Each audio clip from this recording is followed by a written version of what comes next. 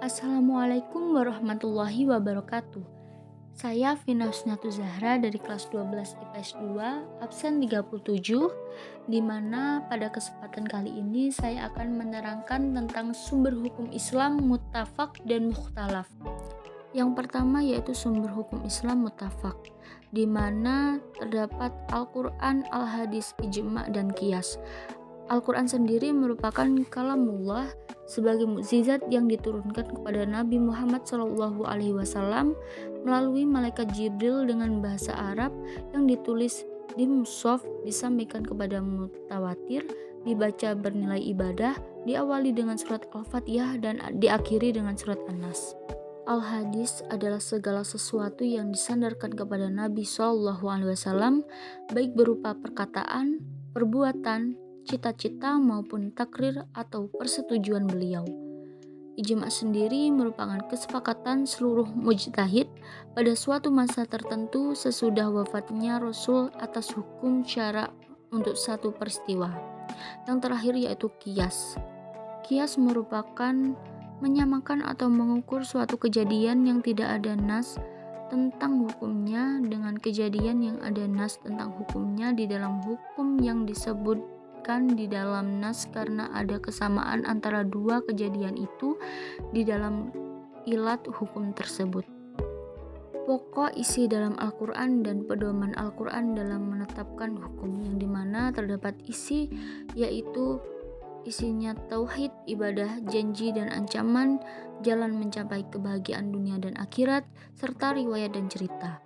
Pedoman dari Al-Quran itu sendiri yaitu tidak memberatkan, meminimalisir beban, berangsur-angsur dalam menetapkan hukum, keadilan yang merata, dan untuk kemaslahatan umat. Bentuk-bentuk dasar kehujahan, kedudukan, dan fungsi al-hadis. Dari bentuk-bentuk al-hadis ini terdapat yang pertama qauliyah ucapan, fi'liyah perbuatan, takririyah keputusan atau ketetapan, yang terakhir hamiyah atau cita-cita Nabi.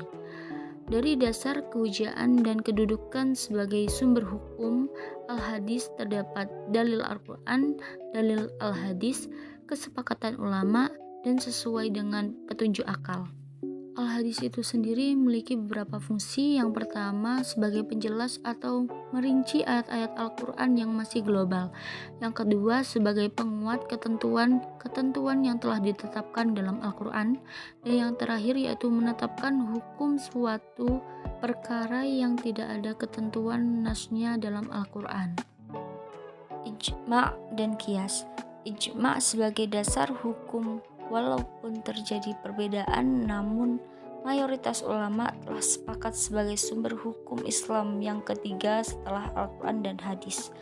Macam-macam dan tingkatan dari ijma' yaitu yang pertama ijma' syahri, yang dimana ijma' memaparkan pendapat banyak ulama secara jelas dan terbuka. Yang kedua yaitu ijma' sukuti, yang dimana sebagian mujtahid memaparkan secara jelas atau terang-terangan, sedangkan yang sebagian lagi tidak memberikan komentar. Rukun qiyas terdapat beberapa yaitu kejadian, asal, ilat, hukum asal, yang dimana terdapat macam-macam qiyas yaitu qiyas aula, qiyas musawi, dan adnan. Qiyas aula yaitu qiyas yang apabila ilahnya mewajibkan adanya hukum. Hukum cabang memiliki nilai yang lebih utama daripada hukum yang ada pada al-asal. Misalnya, berkata kepada kedua orang tua dengan mengatakan buset, atau kata-kata lain yang semakna dan menyakitkan, itu hukumnya haram. Qiyas musawi yaitu qiyas yang apabila ilahnya mewajibkan adanya hukum. Hukum yang ada pada asal dan hukum yang ada pada cabang nilainya sama. Contohnya, keharaman memakan harta anak yatim. Qiyas adna yaitu qiyas yang apabila ilahnya mewajibkan adanya hukum cabang nilainya lebih lemah daripada hukum asal. Sebagai contoh, mengkiaskan hukum apel kepada gandum dalam hal riba, fadl atau riba yang terjadi karena adanya kelebihan dalam tukar-menukar antara dua bahan kebutuhan pokok atau makanan.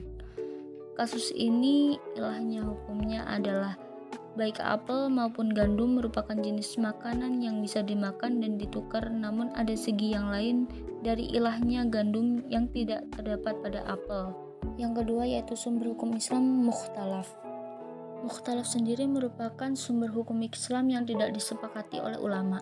Di antaranya yaitu istihsan, istishab, masalihul mursalah, urf, syar'u man qablana, saddud dzari'ah, mazhab zahabi, dalalatul iqtiron. Istihsan merupakan berpindahnya seorang mujtahid dari hukum yang dikehendaki oleh qiyas jali atau jelas kepada hukum yang dikehendaki oleh qiyas kafi atau samar-samar, atau dari hukum kuli atau umum. Istishab merupakan mengambil hukum yang telah ada atau ditetapkan pada masa lalu dan tetap dipakai hingga masa-masa selanjutnya. Masalihul marsalah ialah penetapan hukum berdasarkan kepada kemaslahatan, yaitu manfaat bagi manusia atau menolak kemadorotan atas mereka. Al-urf ialah segala sesuatu yang sudah saling dikenal dan dijalankan oleh suatu masyarakat dan sudah menjadi adat istiadat, baik berupa perkataan maupun perbuatan. Syar'u man qablana merupakan syariat yang diturunkan kepada orang-orang yang sebelum kita, yaitu ajaran agama sebelum datangnya agama Islam. Saddud dzari'ah merupakan masalah yang lahir boleh atau mubah tetapi dapat membuka jalan untuk melakukan perbuatan yang dilarang. Mazhab sahabi merupakan fatwa-fatwa para sahabat mengenai berbagai masalah yang dinyatakan setelah Rasulullah SAW wafat. Yang terakhir yaitu dalalatul iqtiron, yang dimana dalil-dalil yang menunjukkan kesamaan hukum terhadap suatu yang disebutkan bersamaan dengan suatu yang lain. Sekian dari saya. Wassalamualaikum warahmatullahi wabarakatuh.